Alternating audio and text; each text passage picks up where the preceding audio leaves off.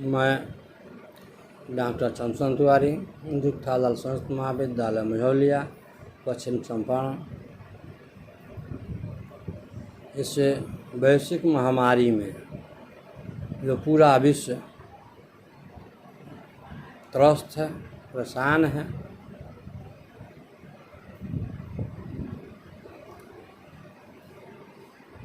कोविड-19 का दौर संपूर्ण मानव पर व्याप्त है, फिर भी छात्रों के कल्याण के लिए, छात्रों के हित में जो सरकार ने ऑनलाइन क्लासेस की जो व्यवस्था की है वो अत्यंत सराहनीय, प्रशंसनीय, छात्रों के लिए उपयोगी एवं कल्याणकारी है। क्योंकि इस महामारी के समय में एक जगह एकत्रित होना या वर्गों को संचालित करना संभव नहीं है। इसी सब को देखते हुए जो सरकार ने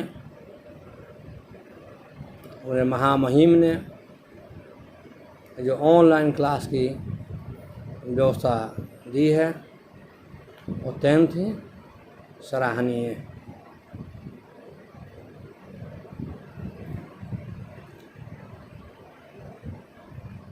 गत दिनों की भांति आज मैं अपने शास्त्रीय प्रतिष्ठा प्रथम खंड के छात्रों को माँ की भाषा शैली पर व्याख्यान देने जा रहा हूँ। क्योंकि गत कक्षाओं में महाकवि भारवी का व्यक्तित्व, उनका जन्म स्थान, महाकवि माघ का समय एवं महाकवि माघ के एकल महाकाव्य शिशुपाल वध के विषय वस्तुओं पर चर्चा की गई थी। आज की कक्षा में मैं माँ की भाषा से या माँ के वैशिष्ट्यम, माँ की विशेषताओं, माँ की काव्य एवं कला की विशेषताओं को अपने छात्रों से रूबरू कराना चाहता हूँ, जिससे छात्र लाभान्वित हो सके और अपनी परीक्षा के लिए तैयारी भी कर सके। इस संदर्भ में मैं आज छात्रों से यह कहूँगा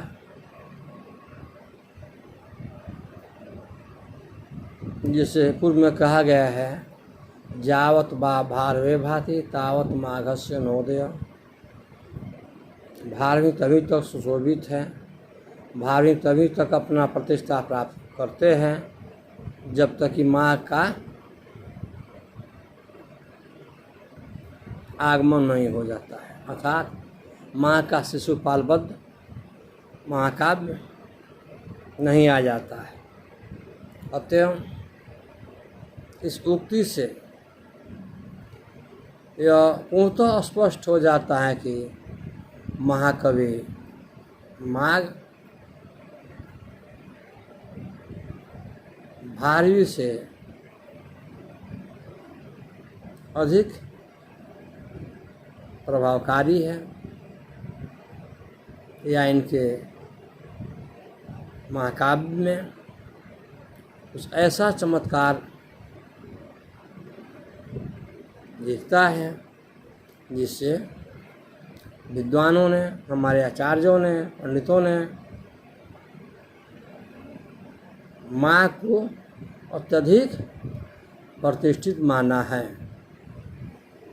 कि आम तौर पर हम देखते हैं कि माँ के आने पर सूर्य की किरणें कुछ प्रखर हो जाती है, तेज हो जाती है। ठीक उसी प्रकार माँ कवि के या उनके काव्य के आने पर यह हमारा काव्य अत्यधिक रोचक पूर्ण हो जाता है।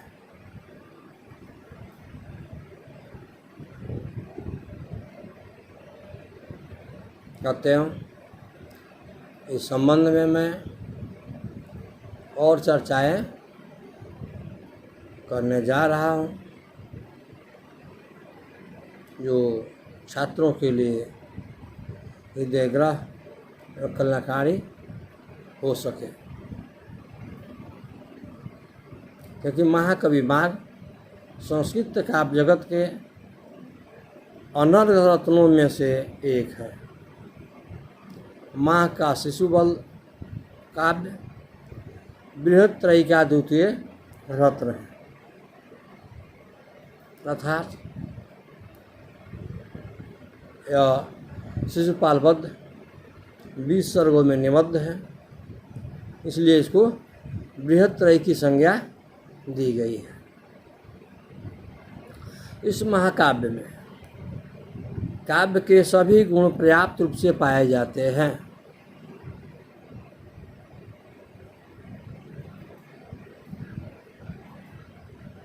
क्योंकि महाकाव्य के गुण धारित किए गए हैं कि सर्गों की संख्या 7 से कम नहीं हो, उसका नायक है या तो ईश्वर हो या कोई धीरदार क्षत्रिय हो। महाकाव्य का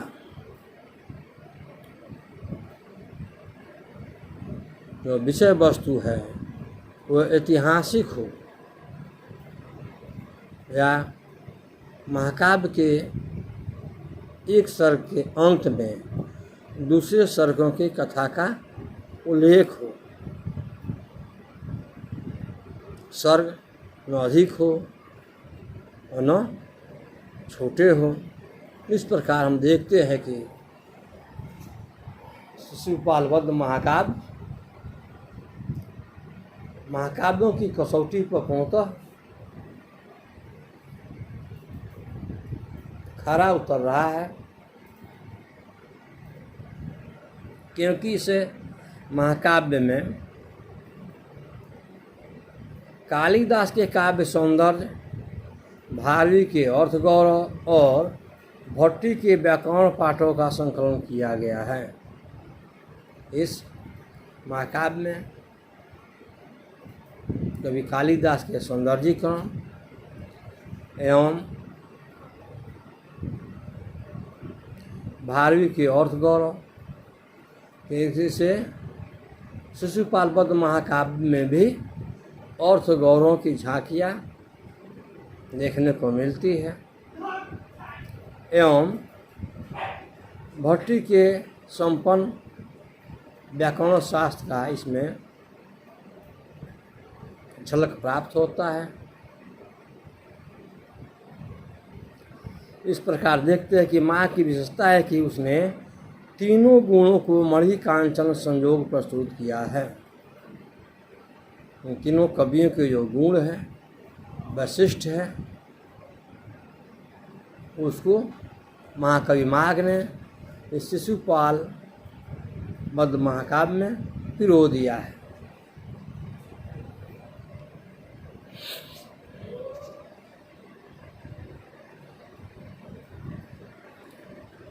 उसमें एक ओर काव्य निपुणता का परिचय मिलता है तो दूसरी ओर भाव पक्ष, एक ओर वीर रस का निरूपण है, क्योंकि इसे महाकाव्य में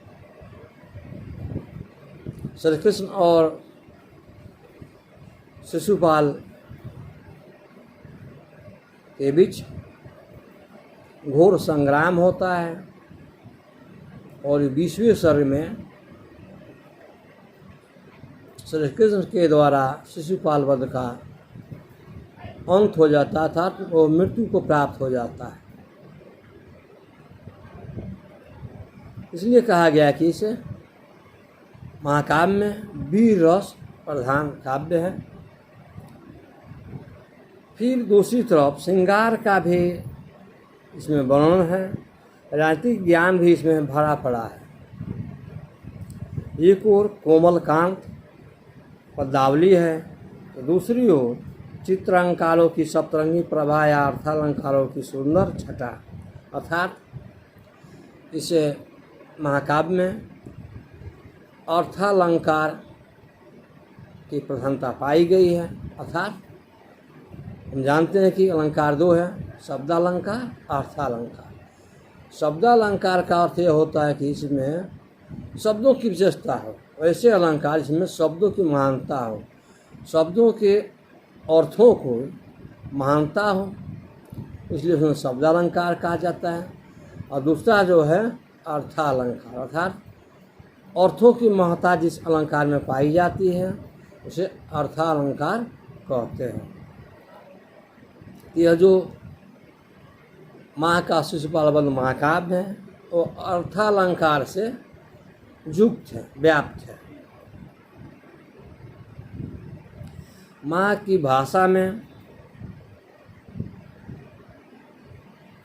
परिष्कार, लालित्य प्रवाह, असाधारण लोच है, भाषा सबल, पुष्ट और सुसंगठित है, भावाभिव्यक्ति की पूर्ण क्षमता है। माँ का काव्य सौंदर्य सभी काव्यों के लिए अनुकरणीय और प्रशंसनीय रहा है। इसमें प्रसाद, माधुर्य और ओज गुणों का संतुलित प्रयोग किया गया है। हम जानते हैं काव्य के 3 गुण होते हैं, ओज गुण, प्रसाद गुण और माधुर्य गुण। क्या है कि संस्कृत साहित्य या हिंदी साहित्य के जो काव्य होते हैं उन काव्यों में इन 3 त्रिगुणों का होना परमावश्यक माना गया है। प्रसाद गुण, ओज गुण और माधुर्य। इसलिए इस शिशुपाल बद्ध महाकाव्य में महाकवि माघ ने तीनों गुणों को समान रूप से समाहित किया है, प्रस्तुत किया है। इसलिए यह महाकाव्य और भी सुंदर, सजीव और सहज रूप से देखने को प्राप्त होता है। इस महाकाव्य में हमारे महाकवि ने उपमा, अर्थ गौरव और पद लालित्य इन तीनों गुणों के भी प्रचुरता के कारण माघे सन्ति त्रयो गुणा, यह उपमा इसे महाकाव्य को दी गई है। माघे सन्ति त्रयो गुणा, अर्थात माघ के महाकाव्य में उपमा, अर्थ गौरव और पदालित्य तीनों समान रूप से पाए जाते हैं।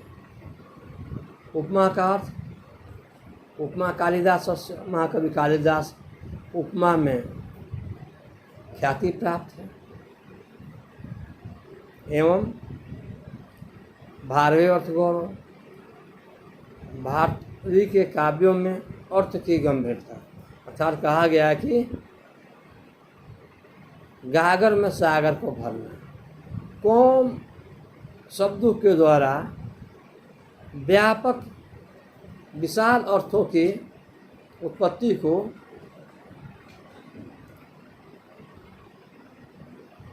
भारतीय अर्थ गौरव की संज्ञा दी गई है। एवं दंडी पद लालित्यम, और दंडी का जो विशेषता है पद लालित, पदों की माधुर्यता, पदों के पाठन से हृदय को आह्लादित हो जाना, तो इन तीनों गुणों को महाकवि माघ ने अपने महाकाव्य में बड़े ही सुंदर ढंग से चित्रित किया है। इसलिए विद्वानों ने कहा माघे संति त्रयो गुणा, अर्थात माघ के महाकाव्य में तीनों गुण हैं, या पाए जाते हैं या विद्यमान है।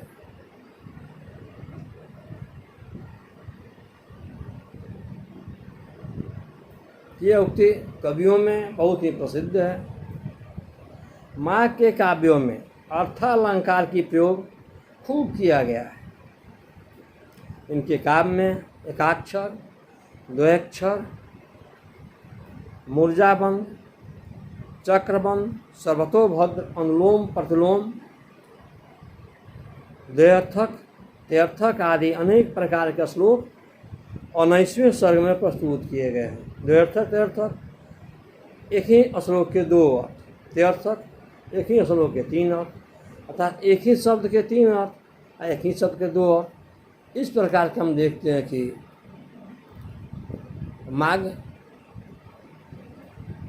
के पूर्वज विद्वत समिति से आते हैं। इनके पिताजी, इनके दादाजी परम विद्वान पंडित थे। उन्हीं के कारण महाकवि माघ में भी पूर्ण पांडित्य पाया जाता है कि इनमें भारतीय सभ्यता, भारतीय संस्कृति और पांडित्य, विद्वता, ब्रह्मत्व पूर्ण रूप से पाया जाता है। देखिए माघ ब्राह्मण वंश से उत्पन्न महाकवि है, अतः इनमें पूर्ण रूप से संस्कार भरे पड़े हुए हैं, संस्कारों से युक्त है, संस्कारों से पूर्ण है। इसीलिए इन सभी गुणों का हमारे महापंडित ने अपने महाकाव्य में प्रयोग दिखाया है।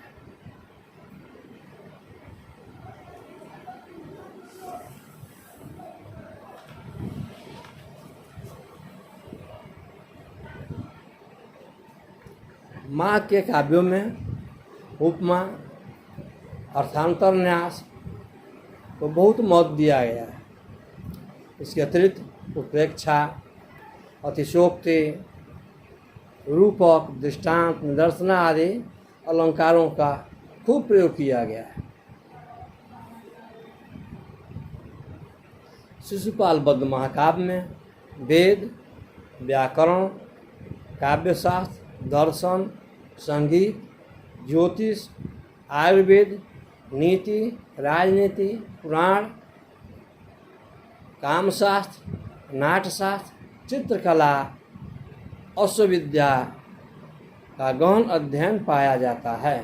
अर्थात हमारे महाकवि माघ को सब अपने पूर्वजों से प्राप्त था, जिसका इन्होंने प्रयोग अपने महाकाव्य में किया है।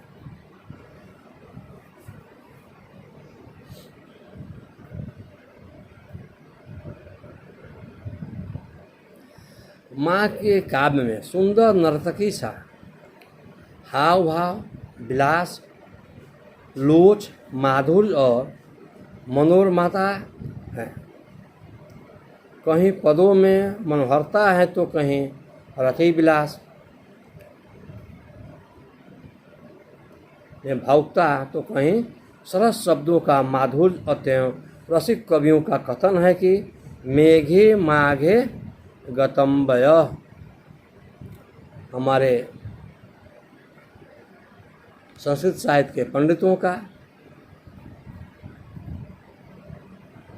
यह कथन है कि माघे मेघे माघे गतम्बय, अर्थात कवि कालिदास का मेघदूत और माँ का शिशुपाल वध आदि सांगोपांग अध्ययन किया जाए, इनका विशेष अध्ययन किया जाए तो मानव का, विद्वानों का, हमारे छात्रों का पूर्ण समय, पूरा जीवन व्यतीत हो जाए। क्योंकि विद्वानों ने लिखा गत वय, गतम वय, वय उम्र, गतम जाना, पूरा उम्र इसमें व्यतीत हो सकता है। ता जीवन इस ग्रंथों का अध्ययन किया जा सकता है तो भी मनुष्य में पार नहीं पा सकता है। इस प्रकार हमारे गोस्वामी जी के रामचरितमानस का एक बार अध्ययन किया जाए, सैकड़ों बार अध्ययन किया जाए, हजारों बार अध्ययन किया जाए या लाखों बार अध्ययन किया जाए, जितनी बार उसे पढ़ा जाता है उतने ही उसमें से अमृत का पान होता जाता है। उसमें अमृत रसों का प्रवाह होना आरंभ हो जाता है। ठीक उसी प्रकार हमारे महाकवि के एकल महाकाव्य में ठीक उसी का प्रतिरूप देखने को मिलता है। हमारे ये दोनों जो श्रेष्ठ महाकवि हैं उनके काव्यों के अध्ययन में पूरा समय व्यतीत हो सकता है। तो फिर एक आध घंटा, एक आध दिन, एक आध वर्ष के पठन पाठन में पूर्णता तो प्राप्त हो नहीं सकती है। ये पूरे जीवन का पठन पाठन है। हमारे पूर्व विद्वानों ने इस तर्क को स्वीकार किया है या उनके संबंध में अपना लोकोक्ति प्रस्तुत किया है।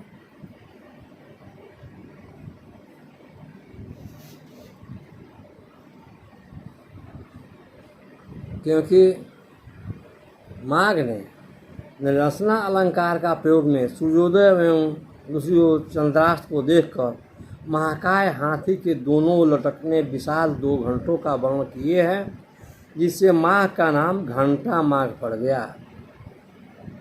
महाकवि माघ का जो नाम माघ है और शिशुपाल महाकाव्य के कर्ता का जो नाम माघ है, ठीक उसे माघ के अतिरिक्त एक अन्य नाम भी महाकवि माघ को दिया गया है। वो है घंटा माघ, अर्थात महाकवि माघ को घंटा माघ की उपाधि दी गई है। इन्होंने अपने महाकाव्य में जो सूर्य के उदय और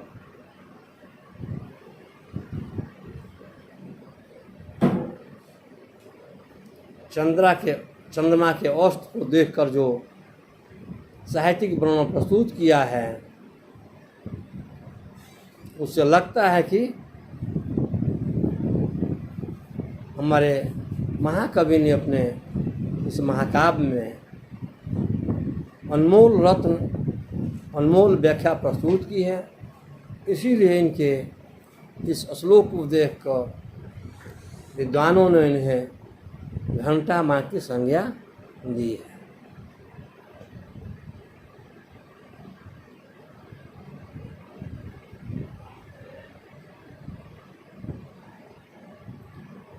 माँ की यही नहीं अन्य विशेषताएं है, क्योंकि माघ ने एक भाव या अर्थ के लिए प्रत्येक स्थान पर नया शब्द दिया है। महाकवि माघ ने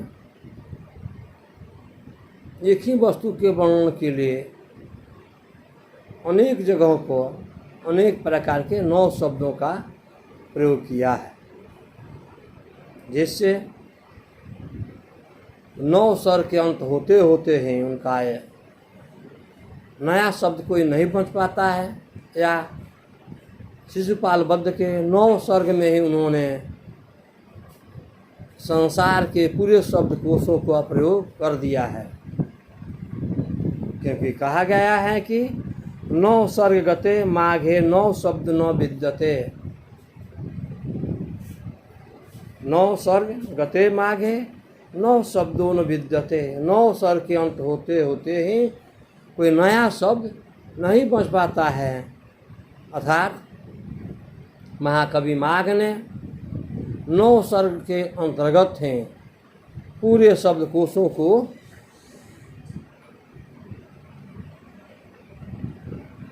प्रयोग में ला दिया है और पूरे शब्दों को प्रयोग कर दिया है, जिससे कोई शब्द 9 सर्ग के बाद नया नहीं मिलता है। सभी शब्द, सारे शब्दकोश उनके 9 सर्ग के अंतर्गत ही आ जाते हैं।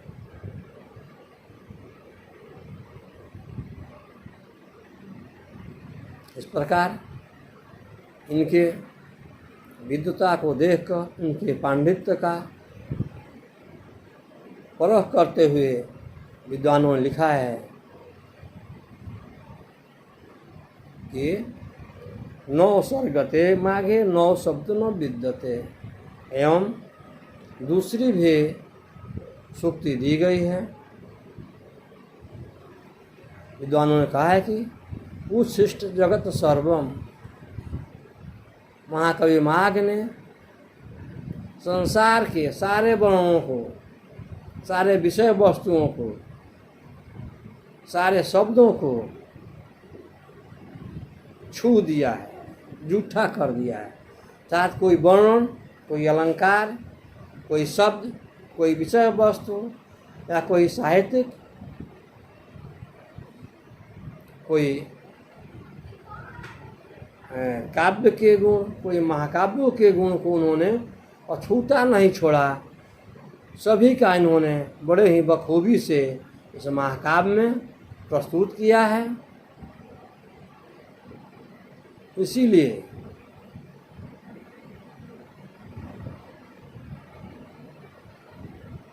हमारे पूर्ववर्ती विद्वानों ने इनकी विद्वता को नमस्कार किया है और इन उपमाओं से उन्हें अलंकृत किया है। जैसे 9 सर्गते माघे 9 शब्द न विद्यते, घंटा माघ, मेघे माघे गतम वय,